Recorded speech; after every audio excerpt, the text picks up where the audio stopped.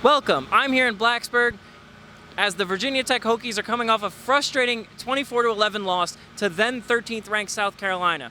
They now face Vanderbilt to see if they can go 1-1 in their home opener as they're looking for revenge for last year's loss.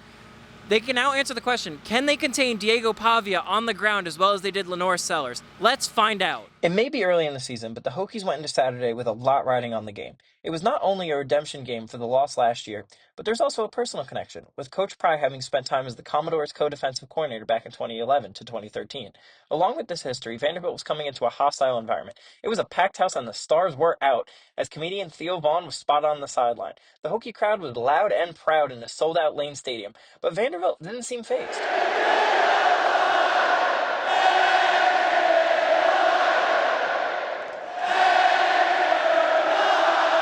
Vanderbilt rode this confidence into a brick wall as the Hokies were able to control the game early. Through a combination of short passes and powerful runs, VT was able to methodically drive down the field, capped off with a field goal to put them up early. Vanderbilt, in response, started off slow and eventually gained a little bit of rhythm until Pavia couldn't handle the pressure and threw a pick. VT built off their early success with chunk plays to keep the momentum going. Drones looked great on the drive as he was able to carve up the defense with his arms and legs. Drones was running all over them, and Virginia Tech was able to punch it in with a pass to Hairston. Even with the hot start, Vanderbilt wasn't out of the game completely, because Vanderbilt was able to get right back into it with two huge plays from Pavia. This brought the game to one score. After a Hokie 3-and-out, the Commodores got the ball back and immediately disaster struck as Cedric Alexander coughed up the football. What followed was another Hokie drive powered by Drones' legs as he continued to run all over the Commodores. He punched it in to make the score 17-7. Both offenses were able to soar across the field as both teams traded field goals going into halftime. Unfortunately, right before halftime, one of Virginia Tech's tackles, Johnny Garrett, went down with injury. After the game, Coach Pry mentioned what a key moment this was. Got to get him healthy. Got to get him back. Your left tackle. Number 6 and number 7. Number 6 on the O-line wasn't dressed out. Number 7 was dressed out but not cleared to play yet. So we got to get healthy on the offensive line.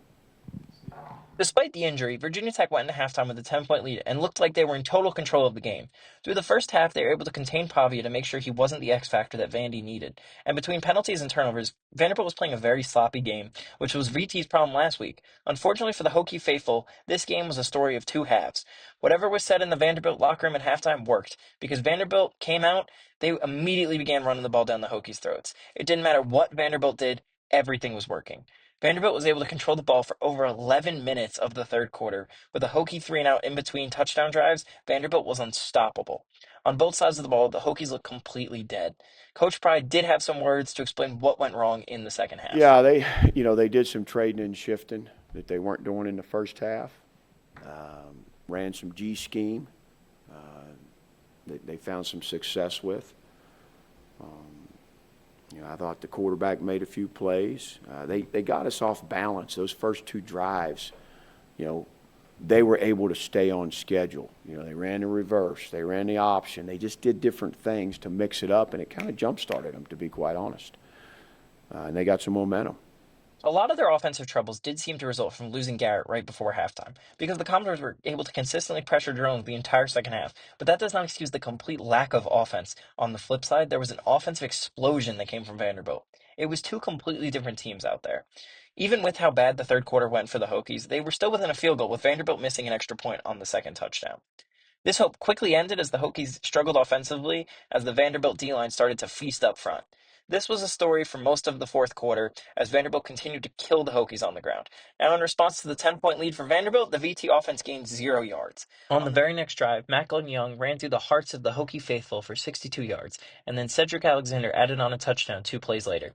You could see the energy in the stadium completely leave as the fans began heading for the exits. With one last chance to show anything, the Hokies turned it over on downs. On the back of Blaze Berlowitz, the Commodores scored again, turning the game from a missed opportunity to a complete dismantling. To cap off this frustrating game, Pop Watson fumbled the ball on the next drive, allowing Vanderbilt to knee the clock out.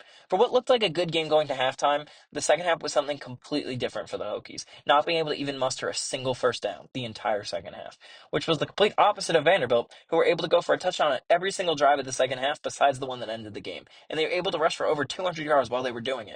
On top of all of this, the Hokies are still looking for their first non-conference Power 4 win since 2017, with the last one coming versus West Virginia.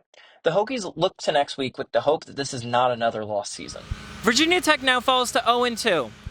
Getting outscored 34-0 in the second half was not in Virginia Tech's game plan. They now look to rebound right here at Lane Stadium against the Old Dominion Monarchs next week. We'll see you here at 7. I've been Nick Chirichillo. Have a great week.